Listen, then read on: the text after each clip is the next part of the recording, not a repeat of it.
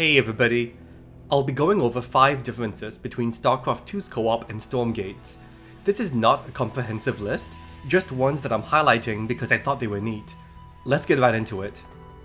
The first difference is that the enemy army composition is announced at the start. In StarCraft 2, you don't know what the enemy composition is until one of your units takes damage from the enemy, revealing what you'll be up against in a tooltip icon.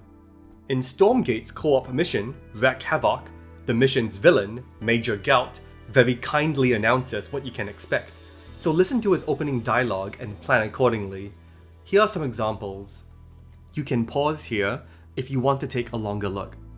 Watch out for the infernal air composition. There are a lot of flayed dragons. The second difference is that the number of simultaneous attack waves is affected by the difficulty.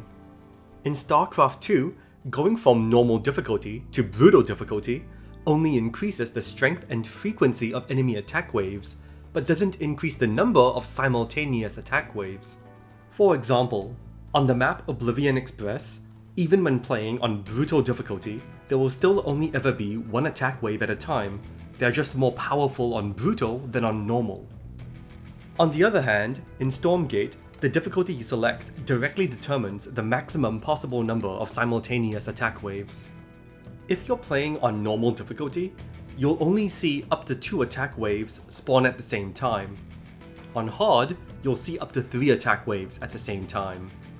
And on brutal, you'll see up to 4 attack waves at the same time. The third difference is that unlike StarCraft 2, you can actually prevent attack waves from spawning entirely. In StarCraft 2, even if you destroy an enemy base where attack waves spawn at, they will continue to spawn there. In Stormgate, if you destroy an enemy base where attack waves spawn from, attack waves will no longer spawn at that base. I'm going to call these bases bonus bases since destroying them is listed as a bonus objective.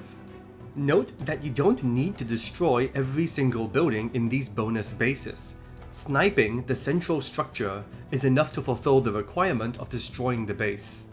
Incidentally, this is a very neat change from StarCraft 2.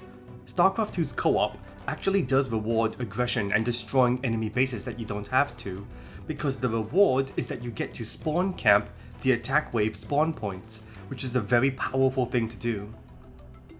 But what I like about Stormgate's change is that it still rewards aggression, but in a way that is much more intuitive to even novice players. The last difference I want to highlight is that there is no time limit for co-op missions in Stormgate, at least if this one is any indication. In StarCraft 2, all but 3 missions have a time limit. To use Oblivion Express again as an example, you must destroy 9 trains to win, but you fail if 2 trains escape.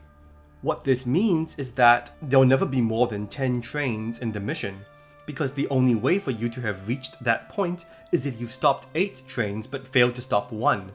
The 10th train determines whether you win or lose, and it shows up at 25 minutes, so one way or another the game is going to end around that time. In the Stormgate co-op mission they are demoing, there is no limit to how long you can take to complete it. Wreak Havoc is similar to Oblivion Express in the sense that you need to prevent these convoys from escaping. However, you could theoretically keep this mission going indefinitely.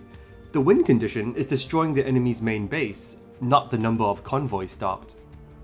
Huge thanks to Livibee and Horiken Legacy Weekly Japan, from whose streams I've taken all clips and screenshots used in this video.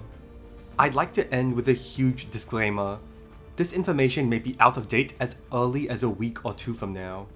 If you haven't heard the good news, Stormgate's beta will be open to the public during the Steam Next Fest from February 5th to the 12th, and Frost Giant Studios have said that this isn't just going to be the same build as the one from last month, so there might be some changes to the systems I've just talked about. Thanks for watching. I'll see you folks in co-op next month.